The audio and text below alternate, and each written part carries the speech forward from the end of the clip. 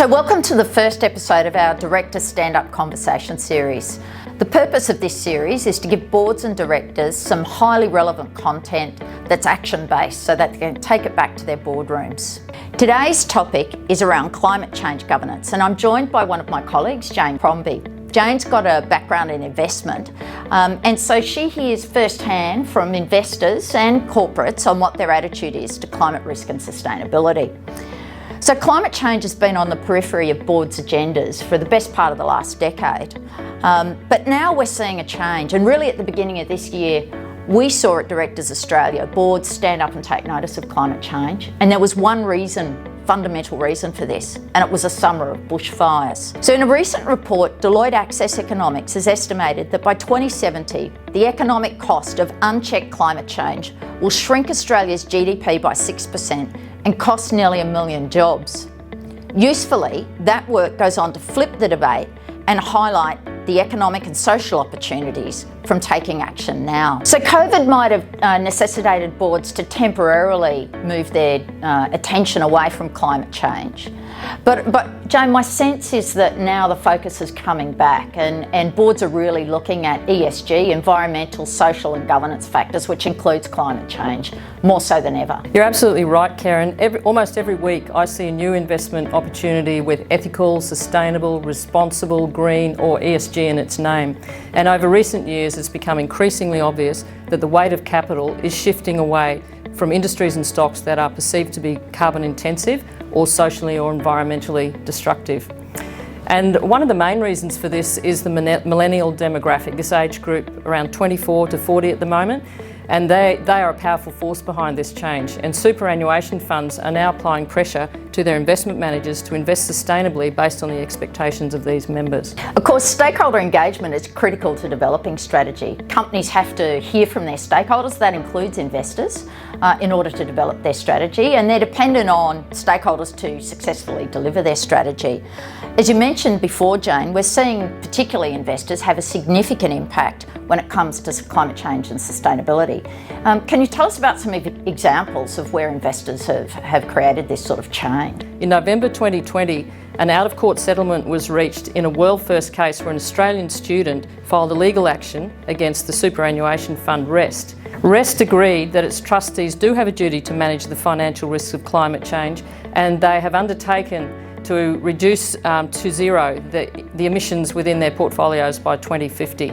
So this case will set a precedent, a landmark for the superannuation industry. Just a couple of months ago, a group of 8 Australian teenagers claiming to represent all young people under 18 globally filed a class action against the Commonwealth Minister for the Environment regarding her approval of a coal mine expansion near Sydney and the climate change implications for them of that.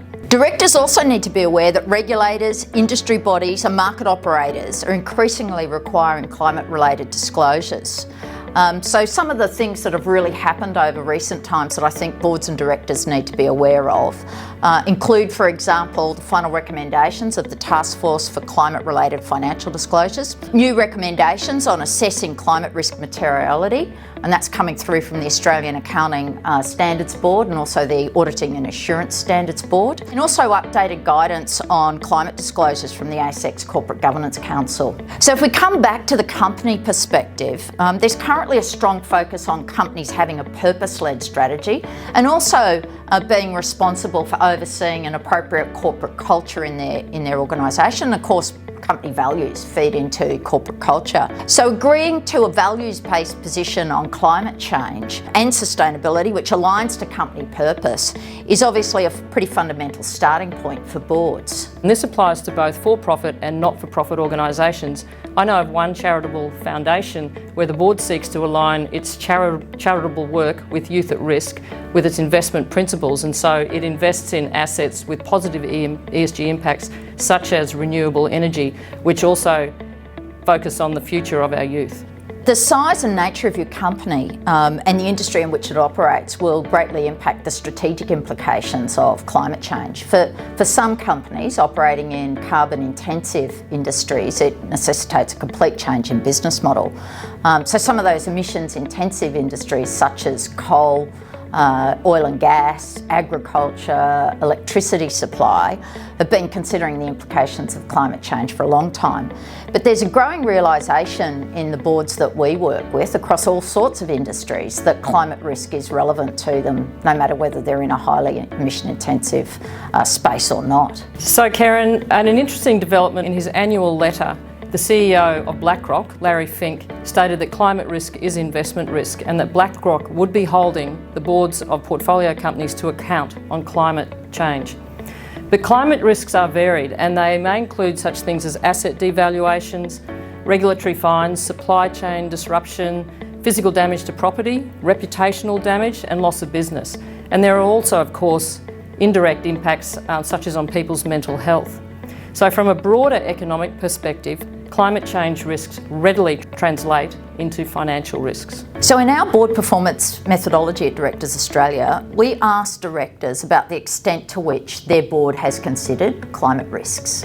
And it's really interesting to see the responses. So on a single board, we can see one director say, oh, climate risk isn't really relevant to our organisation. And yet another director, one of their peers, say climate risk is highly relevant. So I think that demonstrates some of the work that boards collectively and then together with their management need to undertake. And there's probably a few things that I think boards need to really think about. I think they need to understand what their company's climate risk profile is. So what impact do they have? What's their carbon emission profile like? Secondly, I think they then need to undertake almost a risk audit to understand what are the indirect and direct climate risks that their company faces. And then using that knowledge, I think it's really important to set realistic and measurable sustainability and emission targets. And of course, those should be consistent with your values, your purpose, your strategy, as we discussed before. There's some really useful guidance coming out now on some of the metrics that companies might look at. So in September 2020, the World Economic Forum released some ESG metrics, and that includes some metrics relevant specifically to climate change. I think they're useful on a company perspective. What we'll also see though is, of course, industries and sectors will be almost benchmarked using that consistent reference point from the World Economic Forum. And Karen, boards should also be thinking about what regular reporting they need to receive at the board table on climate risks and their progress in moving towards their climate targets. Also how their remuneration might be structured to help them reach these targets. For example, BHP Group has recently announced that 10% of its short-term incentives will be aligned with their goal to reduce carbon emissions by 30% by 2030. And boards, of course, should also be considering how they're communicating their climate position to their shareholders and their wider stakeholders. So climate-related targets are not just about companies' external impact, it's also about what they're doing internally in terms of their own sustainability. And what we're seeing now is lots of companies develop their own internal policies on things like recycling, renewable energy usage, reducing waste to landfill, for example. Even for small, marginally emission-intensive companies such as our firm, Directors Australia, we have a sustainability policy, which is part of our desire to be seen and to be a good corporate citizen. If we pull together all the factors we've been discussing, it's perhaps not surprising that the legal opinion from Hutley QC found that directors who do not properly manage climate change risks and they are foreseeable could be held liable for breaching their duty of due care and diligence under the Corporations Act. It's increasingly important that boards collectively and directors individually have a sophisticated understanding of the impact of climate risks and opportunities it presents to their companies and their organisations. Thank you for your time today, and I hope that our audience has gained something from our conversation and some of the actions that we've shared as to what we think boards and companies need to do as part of their climate change governance.